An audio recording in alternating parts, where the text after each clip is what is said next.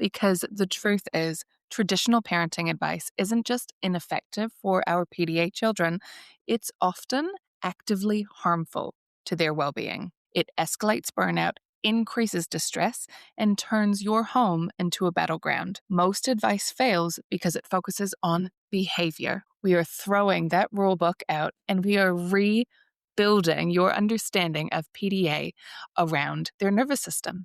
You'll have a clear step-by-step framework for low-demand, safety-led parenting that. Welcome to the Autism Spectrum podcast. I'm Chantal Hewitt, an ADHD mum, experienced educator, and autism support coach who understands your path because I also walk it daily. This is your space for real conversations that empower your autistic child, yourself, and your family to thrive. Here, we respect neurodiversity, cheer on advocacy, and leave judgment at the door. Join me inside this week's episode.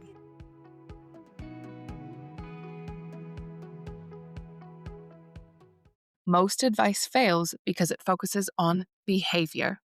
We are throwing that rulebook out and we are rebuilding your understanding of PDA around their nervous system. You'll have a clear step-by-step framework for low-demand, safety-led parenting that actually reduces stress, increases autonomy for your child, and creates calm within your entire family. If you are here because nothing has been working, if you've tried the rewards, the consequences, the firm boundaries, and you're still exhausted, overwhelmed, or constantly second-guessing yourself, then this is for you. My intention is that you don't leave here more confused. We've had enough of that. I want you to leave with clarity, with a framework that finally makes sense, and with a path forward that feels doable, not overwhelming. If anything is unclear as you go along, please ask in the comments. I want you to understand what is happening and not just hear the information that I'm telling you. If we haven't met before,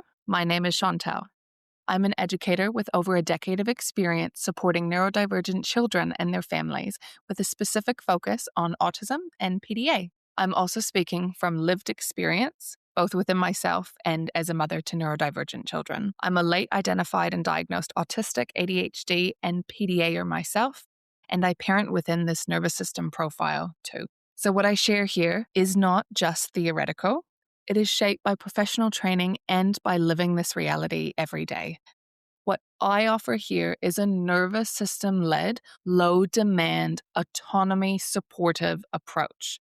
This is what actually reduced burnout for my own family and the families that I support. Just take what resonates, and I hope that what you find here is helpful for you. One of the biggest reasons why nothing has been working is because PDA, Pathological Demand Avoidance, or the kinder term, persistent drive for autonomy, is so misunderstood. What it is not is bad behavior, manipulation, defiance, a child trying to control you, a parenting problem, or lazy parenting. PDA is in fact a nervous system difference and a disability. At its core, PDA is about perceived threat, especially around pressure, expectations, demands, and losses of autonomy. When the nervous system perceives a threat, it doesn't respond to logic, rewards, or consequences. The logical brain is offline, even when it's delivered calmly. It responds with fight, flight, freeze, or fawn. So when we approach PDA through a behavioral lens, we think,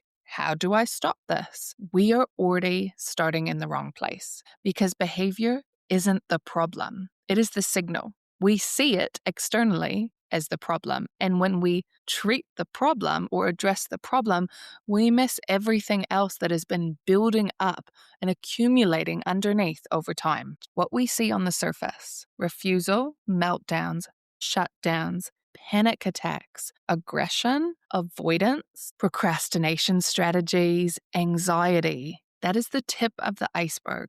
But what's underneath? For me, and in my family and the families that I work with, it is nervous system overwhelm, chronic stress, sensory overload, fear of losing autonomy, equalizing behavior, unmet safety needs, burnout. If we focus only on behavior, we miss what's actually driving the behavior that we see. And when we miss that, children escalate. not because they want to, not because they are doing this on purpose to you, but because nothing about the response is increasing their safety. And that's what they need. Many PDA autistic children appear to cope all day long at school, childcare, extracurricular activities, and then they completely fall apart at home with you. This is often called after-school meltdowns or restraint collapse. What's actually happening, and this is dangerous, is masking. Masking is the suppression of your natural responses in order to survive the environments for a PDA child that feel unsafe or too demanding, and make them adjust who they actually are to fit in to neurotypical environments. And this is how a lot of our school systems are. That masking is harmful to their well-being, especially over time. Masking is not a skill to reward or to enforce in your child.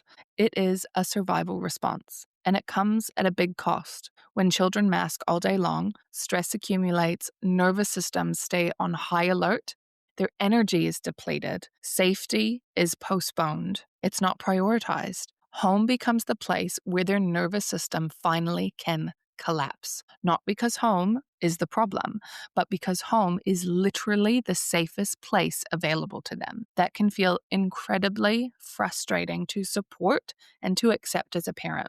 On one hand, that is a sign of a lot of trust that they have with you and within their safe place at home. And then on the other hand, you're the one carrying the hardest moments. And that matters, and you matter if you are understanding this. But finding the moment-to-moment language, hard. There is language support available, not because you are doing anything wrong, especially not intentionally, but because practice can be hard when everyone is overwhelmed. If you want my free low-demand PDA language guide, I will link it below in the description for you. Absolutely free, very easy to read guide. Will walk you through what is happening and some things that you can say or start saying immediately to start calming your child's nervous system and your own.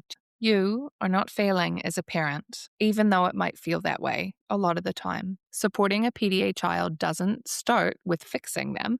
That's actually not part of it at all. In order to understand PDA and how it presents and is expressed in your child and their safety needs, their autonomy needs, it starts with supporting you, the parent, because you are holding the brunt of this escalation, navigating systems that don't understand your child, whether it be healthcare, school, going over to grandparents' homes, even friends. You are carrying this enormous emotional load, regulating through chronic stress. You cannot co-regulate a child in threat of their own safety if your own nervous system is constantly overloaded. This isn't about being calm all the time. It is about being supported enough to respond in a way that isn't reacting immediately without thinking. You are not failing.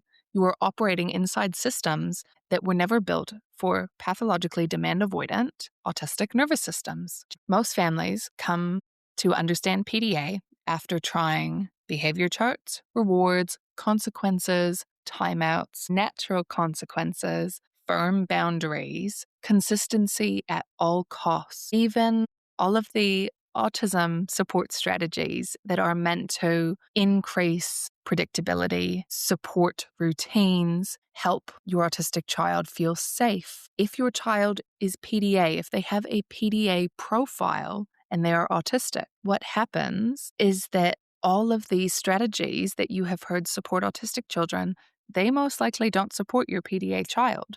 Your PDA child needs flexibility, spontaneity. They need control and autonomy.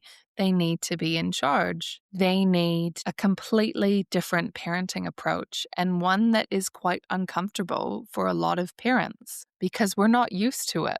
We were never given this rule book. Hence why I'm making this so you have it. And when parents are exhausted trying all of these strategies, they are then told, you are being permissive, lazy parenting, you need firmer boundaries, you need to be extra consistent. You are reinforcing this bad behavior. And one of my favorite ones is, but they don't do that with me. Of course they don't, because you're not their main person. You're not their co-regulator.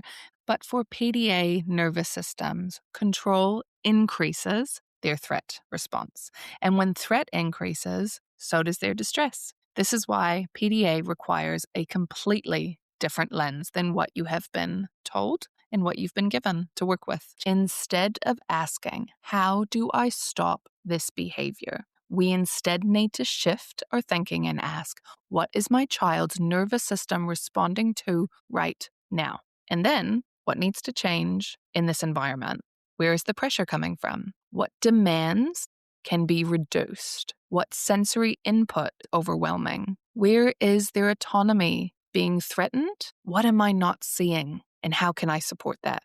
This is not being permissive. This is safety-led parenting. And I will tell you, I don't actually even have to tell you, if you are the parent of a PDA child, an autistic child, even a neurodivergent child, and you're just exploring PDA, I guarantee that your parenting approach, even if it's not working, it is anything but lazy. So the people who say those things, they actually don't know what they're talking about. This is not permissive. You are intentionally in a low demand parenting approach, needing to be careful of your wording, of how you approach a situation, of your tone, of your surroundings. It is exhausting. So it is anything but lazy and anything but permissive. It's actually very brave. So you were doing a great job. And I think often what gets forgotten about is that safety and trust are the foundations for regulation, learning, and connection. That is essential for your child's well-being and how they will carry on and support themselves and advocate for themselves in their life. Now let's talk about language that reduces threat. Language is one of the fastest ways we either increase or reduce threat. This isn't about saying the perfect thing. Often, less words feel safer. Tone will matter so much more than the couple words that you miss saying. Timing matters. Language works when it removes pressure, offers space, communicates safety, and it places responsibility on the adult, not the child. Language like this takes practice, not memorization, because you have to feel it. You have to actually shift your entire parenting approach. And that is hard and challenging work. This approach, by the way, does not make parenting easy. Actually makes it a bit harder. But putting in these hard yards now and working on your own regulation as a parent, understanding nervous system safety for your child, what burnout is, what burnout looks like, how to adjust their sensory environments, really understanding your child's sensory profile and how that impacts their nervous system and their day-to-day life. That increased understanding will relieve the pressure in your home. It will support safety in your child. It will give you a whole new outlook on how you support and parent your child, how you connect with them. It will make you question some things, and that's okay. I bet that you are in the space where you have realized that nothing is working anymore, and there has to be a better way. And I am here to tell you that there is. This low demand, safety first approach, connection first approach, this works. It supports our PDA autistic children more than anything that the behavior focused therapists and pediatricians have to say. It supports our clarity, supports our family values, gives us our time back with our children because they feel understood. This approach does not make your parenting journey easy. You will still have hard days and you'll still get it wrong, and that's okay. You will still rupture your relationship, but what is important is that you repair. Repair builds trust, not perfection. If you're thinking, oh, wow, this now is starting to make sense, I have to throw out that traditional parenting book and really approach PDA from a nervous system-based lens. Safety first. Where to next? Sometimes understanding that alone is enough to just let your nervous system settle. Some parents later choose language support for those hard moments. Some want community, so they're not doing this alone. And others want to establish those deeper foundations first around burnout, safety, sustainability, co-regulation. I really hope that you have learned something from it. And if you stayed until the end, thank you so much. I know how much capacity it takes to seek understanding when you are already exhausted. You are not imagining what you are seeing, you are not failing, and your child is not broken. If you have questions, please just leave them in the comments. I want you to feel oriented and welcome and not alone. take what helps and leave the rest. I'm Chantal, and thank you so much. Thank you so much for allowing me into your world today. Wherever you are around the globe, if you like what you've heard, I would be so grateful if you would click that subscribe button and comment below to tell me one thing. What support do you need? This helps me create episodes that truly impact our shared community. By commenting, you not only help yourself, but you help make modern, neurodiversity-affirming autism support accessible to those who are searching for a better parenting approach that actually feels good. I'm Chantal, and I'll see you next week.